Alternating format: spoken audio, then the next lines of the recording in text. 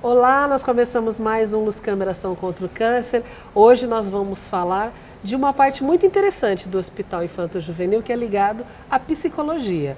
Eu estou aqui com a Patrícia Barberá Galego, ela é psicóloga do Hospital de Amor Infanto-Juvenil e faz um trabalho lá de acolhimento, a gente pode dizer, além de dar um suporte. Quando a gente fala de câncer, e a palavra é essa, a gente não inventa outra, né, Patrícia? O peso da palavra já é muito grande para adultos, para família. Agora, quando a gente fala câncer e criança na mesma frase, o peso é ainda maior. Então, eu acredito que você tenha muito trabalho no hospital, né? Com certeza. Como é que é esse trabalho? Sim. Eu fico no ambulatório, né, do Hospital Infanto-Juvenil, então eu faço psicoterapia breve e acolhimento com os pacientes e os familiares deles também, né, não necessariamente os pais, mas todos os familiares do paciente que apresentarem um sofrimento psíquico em decorrência do tratamento do câncer, né, mas é bem contraditório mesmo essa questão, né, que todo mundo pensa criança, né, tem aquela imagem associada no imaginário social mesmo, né, de criatividade, espontaneidade de vida, Saúde. Né? Sim, e aí fica bem contraditório, né? Até parece que inverte uma certa lógica, né? Então tem tudo isso mesmo, que a gente tem essas demandas que vem, que a gente, a mais, né, além do câncer, que a gente tem que trabalhar. Mas é a diferença mesmo, quando a gente fala de uma família, de um adulto, seja ele de qualquer idade, que recebeu um diagnóstico, e quando a gente fala da família de uma criança que recebeu o mesmo diagnóstico. Sim. A diferença é grande. Sim, é muito grande mesmo. Na verdade, a gente fala que o câncer infantil, ele é um câncer que atinge toda a família, né? Tanto os pais, tanto os irmãos, né? E a própria criança. E a forma como a família lida com o câncer infantil vai influenciar muito na forma que aquela criança vai entender o adoecimento dela e vai enfrentar também aquilo, né? Então, por isso que tem que ser um atendimento e acompanhamento da família. Esse acompanhamento entra em que momento? Porque a gente sabe que muitos pacientes que chegam a Barreto são de fora, talvez a maioria, posso dizer com certeza que a maioria, e já chegam com o diagnóstico dado. Sim. Quer dizer, essas famílias já chegam completamente fragilizadas. Sim. Como é que é? Em que momento essa abordagem é feita? Então, geralmente é a equipe mesmo, né, multiprofissional, que identifica às vezes, né, numa primeira consulta, a necessidade de passar pela psicologia e aí já coloca na nossa agenda da psicologia para a gente estar atendendo essas famílias e essas crianças, né. A gente pode também fazer busca ativa, né, e funciona mais ou menos assim, o próprio paciente, né, o próprio pai pode sentir a necessidade de pedir também, né. Mas a gente tenta sempre abranger e fazer uma triagem, né, daqueles casos que chegam para a gente já ir dando acompanhamento, né, nos que necessitam de uma psicoterapia. Quem que é curioso como eu, sabe que existem as fases de quando você recebe. Aí falam assim, tem a fase da negação, tem uma outra... Isso é verdade? Essas fases são assim mesmo e elas acontecem sempre na mesma ordem ou não? Muda de pessoa para pessoa? Sim, essas fases elas foram desenvolvidas pela Kubler-Ross, né, que é uma referência nessa área da terminalidade, do luto, né? E não necessariamente elas têm que acontecer todas e na mesma ordem, né? Ela só falou dessas fases de um jeito mais didático, né, numa sequência, mas às vezes pode ter um paciente que não passa por todas, né? E não necessariamente também as fases separadas, né? Às vezes ela pode, a paciente numa mesma abordagem que eu faço, por exemplo, ela pode me apresentar uma barganha e também uma negação, né? Ou mesmo no estágio da aceitação também, né? Ela pode minimamente transitar entre essas outras fases, né? E a família também passa por essas fases? A mãe, o pai? Sim. E aí você disse, não são só os pais que são envolvidos, né? Sim, a gente fala de criança, tem outros elementos da família envolvidos. Sim, com certeza, sim. Os pais também passam, né? E a criança vai vivenciando também, né? Porque às vezes um mito que tem é que a criança não entende o que está acontecendo com ela, e ela entende, né? De uma forma diferente da forma que os adultos vão compreender, né? Mas ela entende, mesmo pequenininha, que algo está acontecendo no corpinho dela, né? O que é esse adoecimento. E o jeito que os pais, como eu disse, né, vão enfrentar, vai contribuir muito do jeito que ela vai entender também. E a gente vai estimulando essa comunicação, que tem muito um tabu também, né, em volta disso. Então, por falar em tabu e mito, tem muito mito também que a mãe sofre muito mais que o pai. Isso é verdade ou é mito? Não, isso é mito, depende muito de cada caso, né? Depende muito do vínculo estabelecido, do recurso psíquico mesmo, de enfrentamento que aquela pessoa tem, independente se é mãe, se é pai, né? Normalmente a gente tem a mãe como cuidadora da criança, né? A mãe que fica às vezes na internação. É cultural, né? Sim. Uma imagem cultural, mas Sim. que hoje também muitas famílias já quebraram esse paradigma, digamos assim, da estrutura familiar. Sim, né? sim. Mesmo porque hoje a gente tem muitos pai e pai, mãe e mãe, né? Sim. Então as famílias hoje são constituídas de maneiras diferentes. Sim. Isso também interfere no seu trabalho. Sim, com certeza, interfere. Não necessariamente por ela estar no papel de mãe que ela vai sofrer mais, né?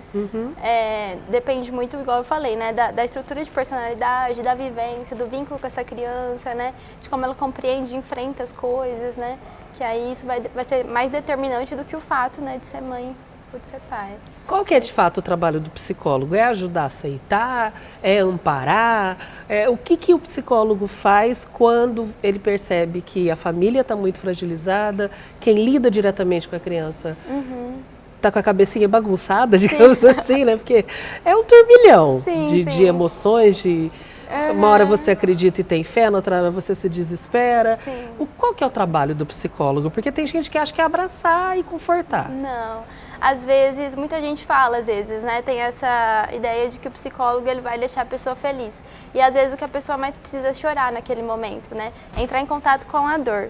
Então a gente vai muito no movimento de cada pessoa e vai vendo como que ela está interpretando e enfrentando tudo aquilo, né? Vai vendo os recursos de apoio, né? De enfrentamento que ela tem, os recursos psíquicos internos, né? E a gente vai ajudando ela, mas no tempo dela também, né? Fornecendo um suporte emocional e ao mesmo tempo um manejo psicoterapêutico para ela ir enfrentando aquela situação. Mas tudo no tempo dela. É se entender. É entender aquele momento dentro de si. É isso. É ajudar a esse entendimento do que eu estou sentindo. Sim, talvez um ressignificado e uma elaboração, assim, né, de tudo que ela está vivenciando, né? Às vezes ela enquanto mãe ou enquanto pai, né, enquanto avô, enquanto criança mesmo, né, na vida dela, né, como que ela se constitui então agora como sujeito, né, com a doença ou então tendo um filho com essa doença, né? Aqui na ficha está, e você está dizendo, sobre os avós, né? Que vocês agora estão ampliando esse trabalho mais efetivamente para os avós. Porque eu imagino isso mesmo, quando a mãe recebe o diagnóstico de um filho, se ela tem uma mãe ou um pai, é para esse colo que ela corre. É desse colo que ela precisa, né? E aí esse colo também precisa do amparo. Então como é que é essa constatação de que os avós também precisavam de uma atenção especial?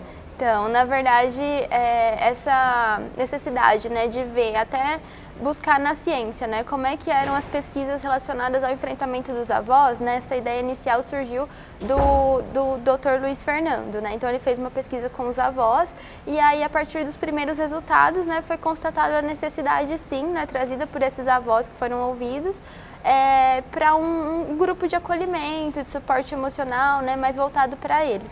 E o que a gente foi vendo é que tinha, assim, né, uma escassez, assim, pelo menos na literatura, né, de trabalhos publicados, com os avós mesmo, né, tem com os irmãos, tem com o paciente, tem com os pais, né, mas com os avós mesmo essa questão ainda ficava um pouco não tanto trabalhada, né, então a partir disso e a partir dos próprios depoimentos dos avós, né, que viram a necessidade desse grupo, que a gente está estruturando agora esse grupo, né. Esse grupo é um espaço, na verdade, né, para os avós poderem serem acolhidos, poderem falar e se expressar dessa dor que eles estão vivenciando. E né? é um grupo que só os avós participam ou ele é misto com pais? Só os avós. Quer dizer, o momento dessa relação de o filho do meu filho, a filha da minha filha e vice-versa, essa relação ser exposta. Sim, essa relação, sim.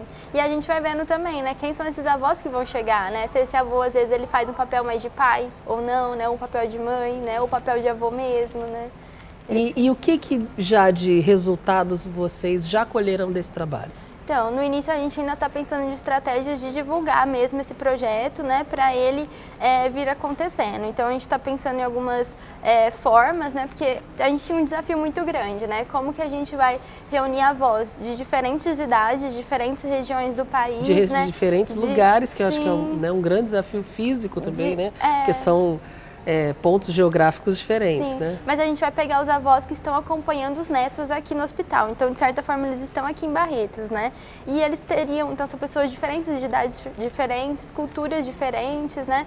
Modo de subjetividade, né? E de dinâmica familiar diferente. Como que a gente, então, ia propor um espaço de escuta que eles se identificassem com essa escuta, né? Aí a gente pensou em alguns recursos artísticos, né? De usar, então fomos coletando e pensando em obras artísticas, em poemas, né, em músicas, para a gente trazer, porque eu acho que a partir da arte ela potencializa isso, né, que é muito próprio de cada um florescer. Então a gente queria usar a arte como um recurso, né, de acolhimento e de suporte emocional para esses avós.